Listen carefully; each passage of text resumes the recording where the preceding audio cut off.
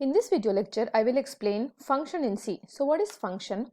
A function is a block of code that performs a specific task.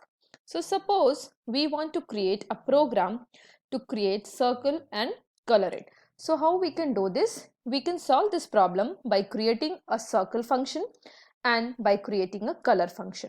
So in function, what we do, we divide a complex problem into smaller chunks, so that would make our program easy to understand and reuse. So what is reuse? A same function can be used in different programs. So the same code we can reuse. So there are two types of function in C programming: standard library function and user defined function. So what is standard library function?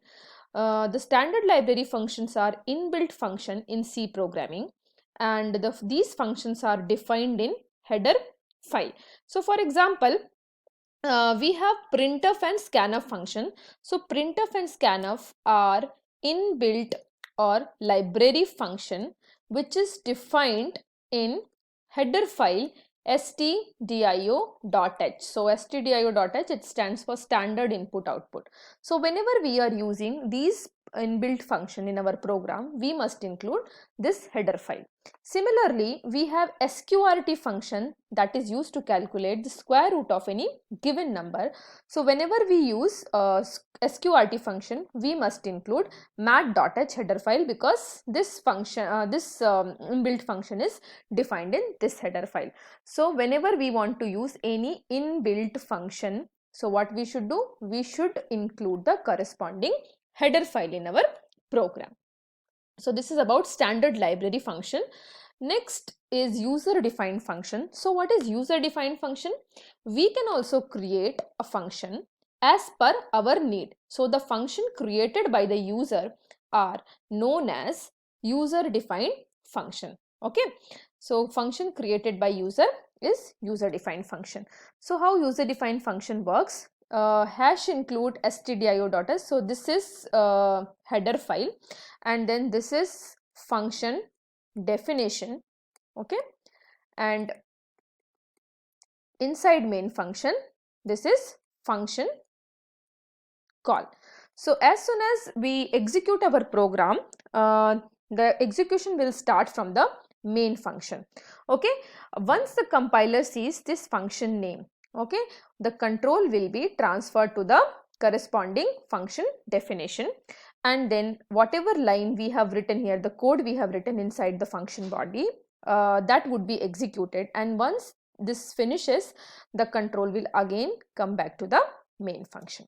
Okay, so the same thing is explained here. The execution of the C program begins from main function, and the compiler, when it sees function name, so the control will jump to the function, and the compiler will start executing the code written inside the function name, and once it finishes, the program again jump back to the main function. Okay, and once the code inside the function definition is executed. So next, the same thing is explained with the help of diagram. So how function works in C programming?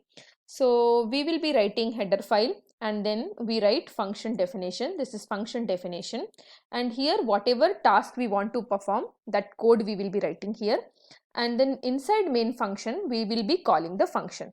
So the execution will start from the main function, and then the compiler sees this function name. So here the control will transfer from this to the function definition, and then whatever code we have written here, that would be executed, and once it finishes, okay, once it finishes the execution, the control will again transfer to the main function. So that's how function works in C programming. And here this function name, the name, function name, it should be a valid identifier. So there are some rules to define identifier. So we must follow all the rules of how to declare and define the identifier. Okay. So next is that only function names are identifiers and it should be unique. And what is the advantage of user defined function? The program will be easier to understand, maintain and debug. Okay, and it will be reusable. So whatever function we have written, that can be used in other programs as well. and we divide a complex problem into smaller chunks or smaller modules. So each module can be given to a different programmer. So our task, it will be faster. So large project can be divided among many programmers. So these are the advantages of using user defined function. So in my next video lecture, I'll be explaining how to create user defined function. Hope you have understood the concept. Thank you.